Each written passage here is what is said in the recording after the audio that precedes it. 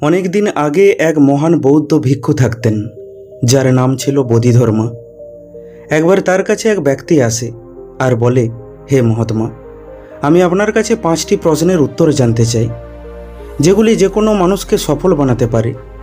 যেই গুণগুলি নিজের মধ্যে নিয়ে এলে যে কোনো মানুষ একটি সফল ও সুখী জীবন পেতে পারে। সবার প্রথমে তো বোধিধর্মা সেই ব্যক্তিকে কিছুক্ষণ দেখতে থাকেন, তারপর বলেন, সফল হওয়ার কামনা করলেই কোনো মানুষ সফল হয় না, বরং সফল সে হয় যে সফলতাকে উপার্জন করে। প্রত্যেক ব্যক্তি সফল হওয়ার কামনা করে, কিন্তু এটা সেই পেয়ে থাকে যে এর যোগ্য হয়। ব্যক্তিটি তখন বলে, কিন্তু মহাত্মা, যখন আমি কোনো কিছুতে ব্যর্থ হয়ে যাই তখন আমার কষ্ট হয়, যন্ত্রণা হয়। তখন বোধিধর্মা বলেন, সবার প্রথমে তুমি এটা বোঝো যে যৌগিক সংস্কৃতিতে সফলতা আর ব্যর্থতা বলে কিছু হয় না। যে ব্যক্তি নিজের জীবনকে এক বিশাল সম্ভাবনার দিকে অগ্রসর হওয়ার জন্য কেবলমাত্র একটি সিঁড়ি হিসাবে দেখে, তার কাছে ব্যর্থতা বলে কিছু হয় না।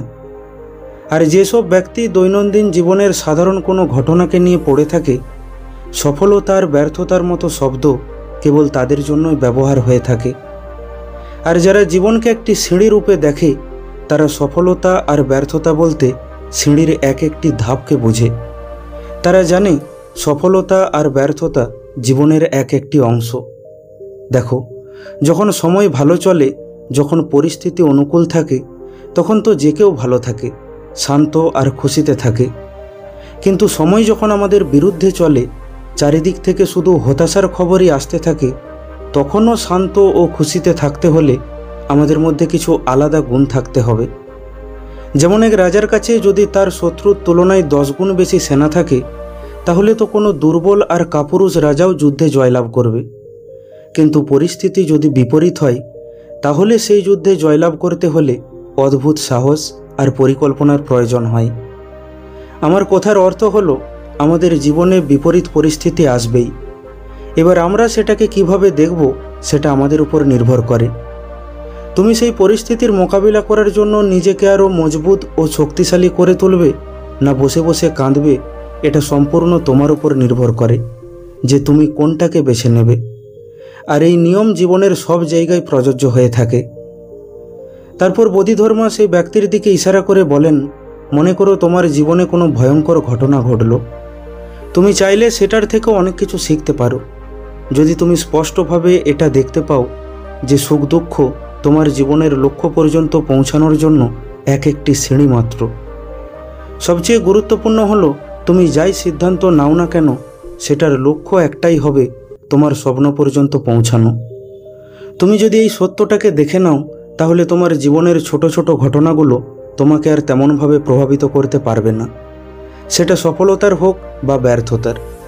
তখন তুমি সবেতেই তোমার লাভ দেখতে পাবে, সফলতাতেও লাভ খুঁজে পাবে আর ব্যর্থতাতেও লাভ খুঁজে পাবে। বরং ব্যর্থতাতে বেশি লাভ খুঁজে পাবে, কারণ ব্যর্থতা আমাদের বেশি শিক্ষা দিয়ে যায়। তাই ব্যর্থতাকে ভয় পেও না, কারণ যত তুমি ভয় পাবে, ব্যর্থতার ভয় তত তোমাকে ভয় দেখাবে। ব্যক্তিটি তখন বলে, হে মহাত্মা, প্রথম গুণটি আমি বুঝে নিয়েছি যে ব্যর্থতাকে ভয় পাওয়া চলবে না। ভয় না পেয়ে ব্যর্থতার থেকে আমাকে শিখতে হবে।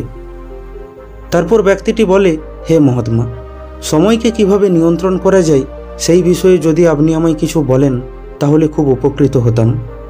কারণ সময়ের উপর আমার কোনো নিয়ন্ত্রণ নেই। আমার বেশিরভাগ সময় ফালতু কাজে নষ্ট হয়ে যায়।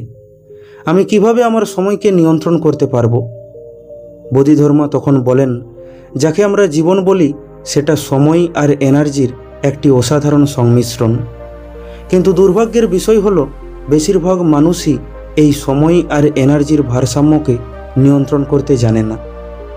সবার আগে তুমি সময়ের প্রকৃতিকে বোঝার চেষ্টা করো। সময়ের প্রকৃতি হলো, তুমি কিছু করলে তাও সে চলতে থাকবে, আর তুমি কিছু না করলে তাও সে চলতে থাকবে। সময়কে ধাক্কা দেওয়ার প্রয়োজন পড়ে না। কিন্তু এই সময়ের সঠিক ব্যবহার না করে কোনো ব্যক্তি সফলও হতে পারবে না। তাহলে প্রশ্ন হলো, সময়কে আমরা হাতের মুঠোয় কিভাবে নিয়ে আসব? তারপর বোধিধর্মা ব্যক্তিটির চোখের দিকে তাকিয়ে বলেন, আচ্ছা, তুমি সময় নিয়ন্ত্রণ নিয়ে প্রশ্ন করলে, কিন্তু তুমি কি কোনোদিন সময়কে নিয়ন্ত্রণ করেছো? ব্যক্তিটি বলে, না, তবে চেষ্টা করেছি। বোধিধর্মা বলেন, তুমি একে কোনোদিনও নিয়ন্ত্রণ করতে পারবে না। তুমি যতই চেষ্টা করো না কেন, তুমি সময়কে পিছনের দিকে নিয়ে যেতে পারবে না। তুমি একে থামাতেও পারবে না। সময় কেবলই এগিয়ে যায়। তাই তুমি কোনোদিনও সময়কে নিয়ন্ত্রণ করতে পারবে না। তুমি কেবল নিজেকে নিয়ন্ত্রণ করতে পারবে। সময় ঠিক পেরিয়ে যাবে, তাতে তুমি কিছু করো আর না করো। সময়কে কাজে লাগানোর শুধু একটাই উপায়, আর তা হলো নিজের এনার্জি বা শক্তিকে সঠিক জায়গায় কাজে লাগাও। তুমি যদি উটের মতো চলো, তাহলে কম দূরত্ব অতিক্রম করবে, আর তুমি যদি বাঘের মতো দৌড়াও, তাহলে তুমি বেশি দূরত্ব অতিক্রম করবে। তার জন্য নিজেকে সেইভাবে তৈরি করতে হবে, নিজেকে সেইভাবে গড়ে তুলতে হবে। সহজ কথায় বললে, যে নিজেকে নিয়ন্ত্রণ করে নেবে সে সময়কেও নিয়ন্ত্রণ করে নেবে, আর যে সময়কে সঠিকভাবে ব্যবহার করতে শিখে যাবে তাকে সফল হওয়ার থেকে কেউ আটকাতে পারবে না। তারপর ব্যক্তিটি বোধিধর্মাকে পরের প্রশ্ন করে, হে মহাত্মা, কোনো কাজেতে নিজের সবটুকু কিভাবে দেওয়া যায়? বোধিধর্মা তখন বলেন, তুমি কি মনে করো যে তোমার জীবন খুবই মূল্যবান? ব্যক্তিটি বলে, হ্যাঁ মহাত্মা। বোধিধর্মা তখন বলেন, যদি তুমি নিজের জীবনকে মূল্যবান মনে করো, তাহলে তোমাকে লক্ষ্য রাখতে হবে যে তুমি তোমার মূল্যবান সময় কোথায় ব্যয় করছো। অন্যরা কোনো কাজ করেছে বলে তোমাকেও সেটা করতে হবে এমন কোনো কথা নেই। যখন তুমি কোনো কাজেতে তোমার মূল্যবান সময় আর এনার্জি লাগাবে, তখন সেই কাজটা তোমার পছন্দের হতে হবে, তোমার ভালো লাগতে হবে। যদি তুমি সেই কাজটি করতেই ভালো না বাসো, তাহলে তুমি সেই কাজে কখনোই তোমার 100% দিতে পারবে না। কোনো কাজেতে নিজের সর্বোচ্চ দিতে গেলে আগে সেই কাজকে তোমায় ভালোবাসতে হবে। আর যতক্ষণ না তুমি তোমার সর্বোচ্চ না দিচ্ছ, ততক্ষণ সেই কাজে তুমি মন্ত্রমুগ্ধ করার মতো প্রদর্শন করতে পারবে না। তাতে যে কাজই হোক না কেন, যতক্ষণ না তুমি সম্পূর্ণভাবে নিজেকে সেই কাজে নিয়োজিত করছো, ততক্ষণ তুমি কোনো গুরুত্বপূর্ণ কাজ করতে পারবে না। হ্যাঁ, হতে পারে বেঁচে থাকার মতো উপার্জন করে নেবে, কিন্তু নিজের ছাপ ছেড়ে যেতে পারবে না। তারপর বোধিধর্মা বলেন, তুমি মহাভারতের অর্জুনের কথা নিশ্চয়ই শুনেছ। সে দিনরাত ধনুর্বিদ্যার অভ্যাস করত।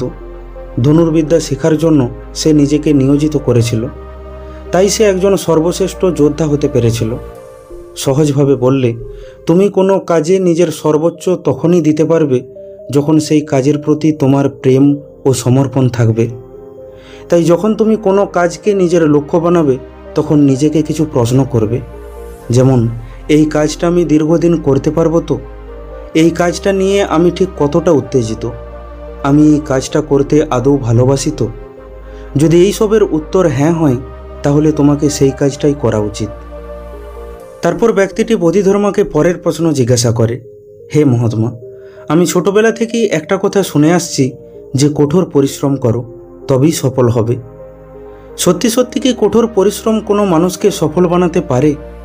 বোধিধর্মা বলেন, কেবল কঠোর পরিশ্রম করে জীবনে সফল হওয়া যায় না।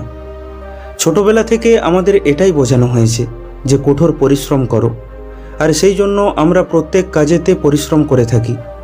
কিন্তু আমাদের এটা না বলে আমাদেরকে এটা বলা উচিত ছিল যে খুশির সাথে কাজ করো, আনন্দের সাথে কাজ করো। আমরা মনে করি পরিশ্রম করলেই সফল হওয়া যায়, কিন্তু এমনটা নয়। সঠিক সময়ে সঠিক পদ্ধতিতে পরিশ্রম করতে হবে। যারা জীবনে সফল হয়েছে তারা শুধু পরিশ্রম করে সফল হয়নি, তারা ঠিক সময়ে ঠিক পদ্ধতিতে পরিশ্রম করেছিল, তাই তারা আজ সফল হয়েছে। যদি শুধু পরিশ্রম করার কথা হতো, তাহলে এমনও ব্যক্তি আছে যে সফল মানুষটির থেকেও বেশি পরিশ্রম করেছে, কিন্তু সে সফল হতে পারেনি। কারণ হতে পারে সে সঠিক পদ্ধতিতে পরিশ্রম করেনি। তাই শুধু পরিশ্রম করলেই হবে না, তার সাথে সাথে সেটা সঠিক সময়ে আর সঠিক পদ্ধতিতে করতে হবে। তারপর ব্যক্তিটি বলে, হে মহাত্মা, আমি আপনাকে আর একটি প্রশ্ন করব। জীবনে সঠিকভাবে বাঁচতে গেলে আমাদের কি করতে হবে? বোধিধর্মা বলেন, জীবনকে ঠিকভাবে উপভোগ করার জন্য আমাদের জীবনের প্রকৃতিকে ভালোভাবে জানতে হবে। যেমন তুমি যদি ঘোড়ায় চড়তে চাও, তাহলে তোমাকে ঘোড়ার প্রকৃতিকে বুঝতে হবে। ঘোড়া কখন কীরকম ব্যবহার করে সেটা জানতে হবে। তারপরই তুমি ঘোড়ায় চড়তে পারবে, ঘোড়াকে চালাতে পারবে। ঠিক তেমনি একটি উন্নত জীবনযাপন করতে হলে তোমাকে জীবনের প্রকৃতিকে বুঝতে হবে। তোমাকে বুঝতে হবে জীবনে সুখ দুঃখ দুটোই থাকবে, সফলতা ব্যর্থতা দুটোই ঘটবে। আনন্দ কষ্ট দুটোই আসবে। তুমি যদি যেমন তেমন করে জীবনটাকে পার করতে চাও তাহলে বেশি কিছু ভাবার দরকার নেই, কিন্তু তুমি যদি বাঁচার মতো করে বাঁচতে চাও তাহলে তোমার নিজেকে আর এই জীবনটাকে জানাটা খুবই দরকার। নিজেকে জানা মানে নিজের মস্তিষ্ক, শরীর ও মনকে জানা। যদি তুমি খুবই চিন্তায় থাকো তার মানে তুমি তোমার শরীর ও মস্তিষ্ককে ঠিকভাবে কাজে লাগাতে পারছো না, তাদের ব্যবহার করতে পারছো না, কারণ তুমি নিজেকে জানো না, নিজের ক্ষমতাকে জানো না। তাই উন্নত জীবন পেতে গেলে প্রথমে নিজেকে জানতে হবে, নিজের ক্ষমতা ও দুর্বলতাগুলোকে জানতে হবে। তারপর বোধিধর্মা বলেন, সর্বদা মনে রাখবে জীবনে সফল হতে গেলে এই 5টি গুণ থাকা একান্ত দরকার। তা হলো, ব্যর্থতাকে কখনো ভয় পেও না, সময়ের উপর নয় নিজের উপর নিয়ন্ত্রণ রাখো, নিজের সবটুকু দিয়ে চেষ্টা করো, শুধু পরিশ্রম করো না, সঠিক সময়ে ও সঠিক পদ্ধতিতে পরিশ্রম করো, আর নিজেকে জানো। এই বলে বোধিধর্মা ধ্যানমগ্ন হয়ে গেলেন, আর সেই ব্যক্তিটিও তাকে এই জ্ঞানের জন্য ধন্যবাদ জানিয়ে সেখান থেকে চলে গেল। বন্ধু, আশা করি ভিডিওটি থেকে আপনি কিছু শিখতে পারলেন। ভিডিওটি কেমন লাগলো কমেন্ট করে অবশ্যই জানান। ভালো লাগলে লাইক করে দিন আর আপনজনের সাথে শেয়ার করে নিন। প্রতিনিয়ত এই রকম শিক্ষামূলক ভিডিও পেতে এখনই আমাদের ইউটিউব চ্যানেলটিকে সাবস্ক্রাইব করে নিন। খুব তাড়াতাড়ি ফিরে আসব অন্য একটি শিক্ষামূলক ভিডিও নিয়ে। ভালো থাকবেন। ধন্যবাদ।